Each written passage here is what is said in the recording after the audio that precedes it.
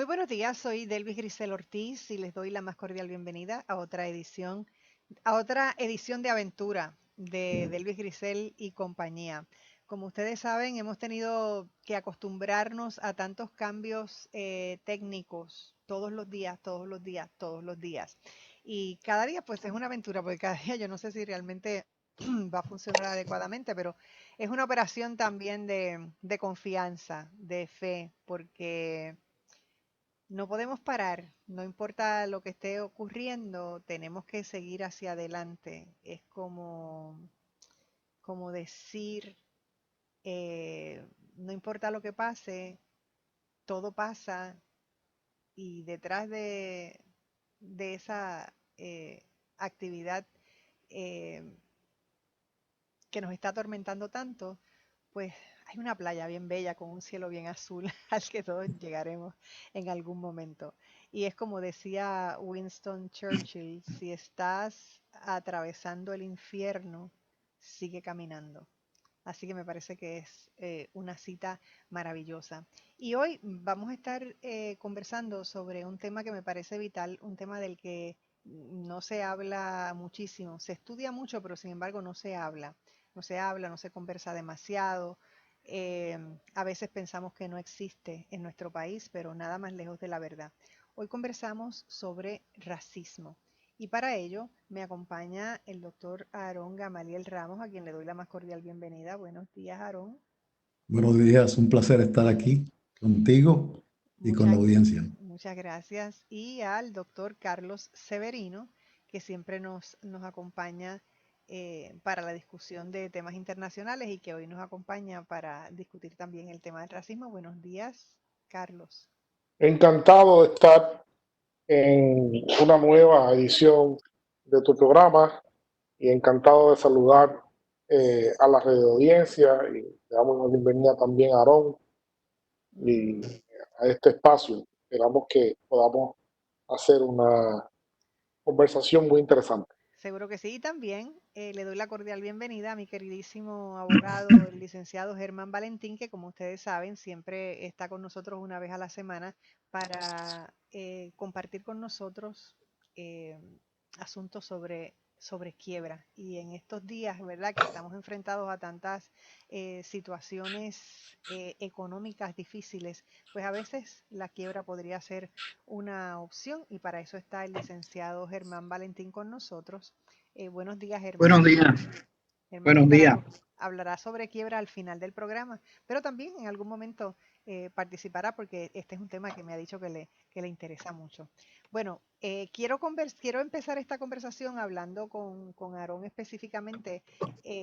Yo siempre pienso que no importa los temas que discuto en este programa, siempre me gusta empezar por lo básico, porque pienso que estoy segura de que mucha gente sinceramente no tiene información adecuada o educación adecuada en cualquier tipo de tema. Y es bueno que vayamos a lo básico.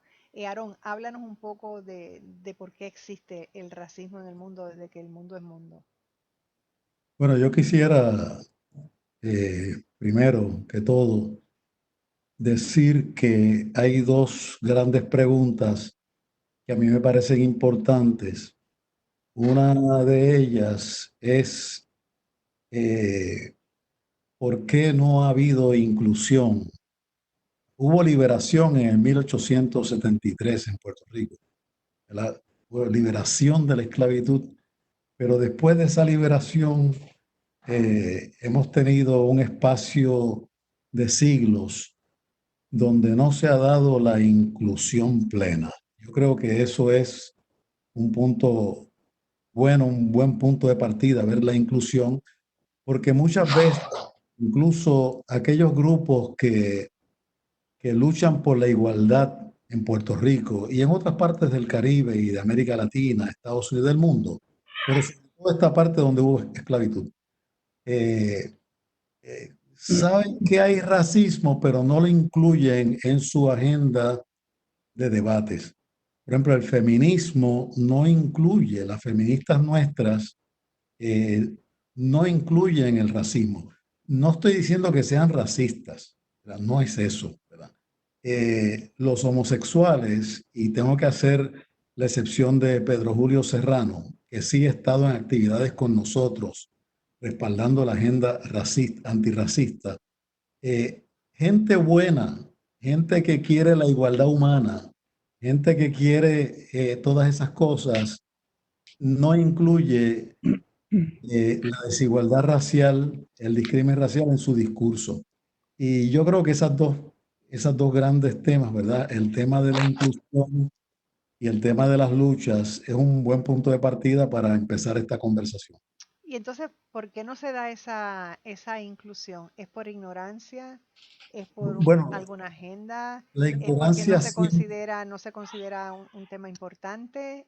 ¿Por qué ocurre esto? Porque tanto en el tema de la homosexualidad que mencionaste, como en el tema del feminismo, tenemos personas de la raza negra, ¿verdad?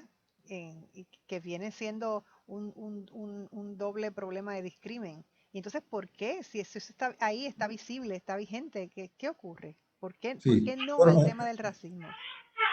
hay razones históricas.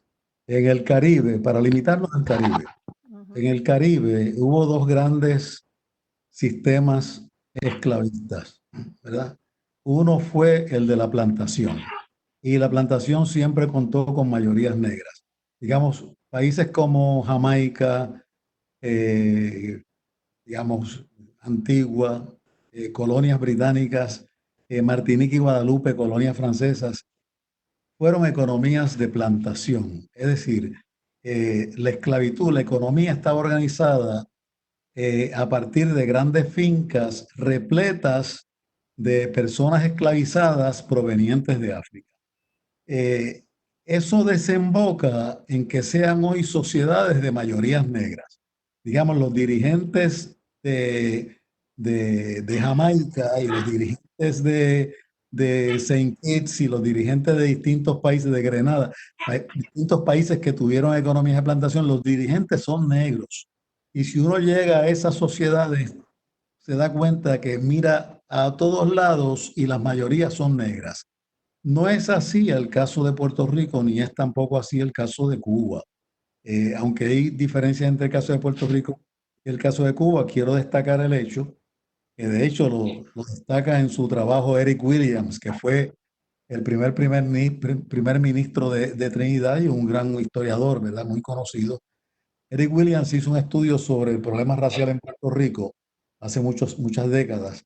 Y una de las cosas que señala, que ya es algo que los historiadores convergen en esa verdad, es que Puerto Rico nunca tuvo una economía de plantaciones como tal. Las plantaciones aquí llegaron con los americanos, hicieron plantaciones azucareras, pero la economía de Puerto Rico nunca fue una gran economía esclavista con muchos africanos produciendo para el mercado mundial. No fue eso. Y tampoco en el caso de Cuba. En el caso de Cuba sí hubo plantaciones, pero estuvieron al mismo tiempo compartiendo la vida económica con haciendas, con otro tipo de economía manejada por blancos. De manera que en el país, tanto en Cuba como en Puerto Rico, no existe la presencia absoluta, mayoritaria, clara, evidente de personas negras como la hay en Haití, en Martinica, Guadalupe o en Jamaica. Y yo creo que ahí eso fue creando, una vez se abolió la esclavitud, la idea de que en Puerto Rico, bueno, pues ahora todos somos muy felices, ¿no? Se ha liberado el negro. Y un puntito adicional que menciona segundo Ruiz Belvis en uno de sus escritos, y es que en Puerto Rico siempre fue un bastión militar. Y en Puerto Rico, por ser bastión militar, hubo muchos afrodescendientes, muchos descendientes de negros, de personas negras, pero ya no africanos, ya puertorriqueños, que eran libres. Entonces vamos a ver en el caso de Puerto Rico una particularidad que es preciso señalar, porque nosotros tenemos que partir de verdades para entender el problema de la exclusión, ¿verdad? Que en Puerto Rico hubo mucha gente, aún en medio de la esclavitud, que eran negros libres. ¿verdad? Y eso creó un escenario muy diferente al el escenario de otros lugares.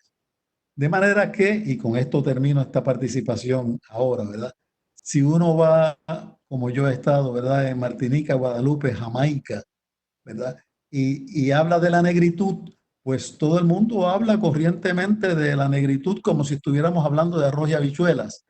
Pero en Puerto Rico, el puertorriqueño tiene mucho miedo, mucho temor de traer el tema de la negritud y la gente se siente incómoda con un tema que en otros lugares es un tema que se discute, digamos, todos los días, a todas las horas del día. ¿Y por qué razón es un tema prácticamente inabordable?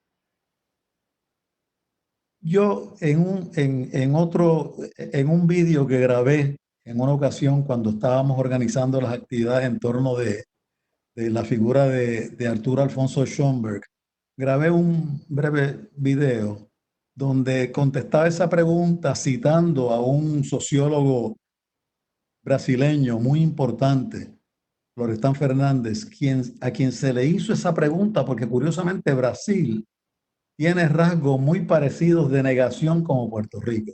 Siendo un país que es múltiples veces más grande que Puerto Rico, en la cuestión racial, los brasileños, como los puertorriqueños, niegan la raza, esconden el tema. Y Florestan Fernández solía decir que era porque les daba vergüenza hablar del tema. Se sentían incómodos hablando del tema.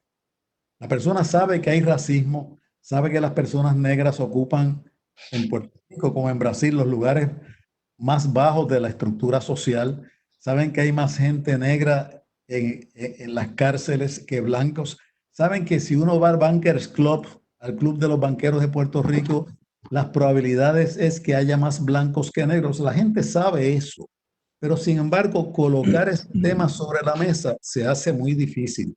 Yo recuerdo hace algunos años que un chileno que, que dirigía, no recuerdo su Univisión o Telemundo, una de las grandes cadenas de televisión de Estados Unidos, dijo con la tranquilidad del siglo, ¿verdad?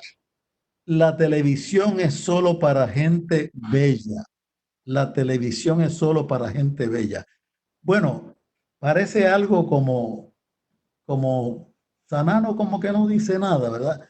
Pero detrás de ese, la televisión es solo para gente bella. Vemos que en el caso de México es muy difícil ver un indígena o una persona con la tez oscura en ninguna novela mexicana, en ningún noticiero mexicano. Es decir, que nosotros tenemos en Perú, hasta hace poco también era lo mismo. Tenemos tanto el negro como el indígena, ¿verdad?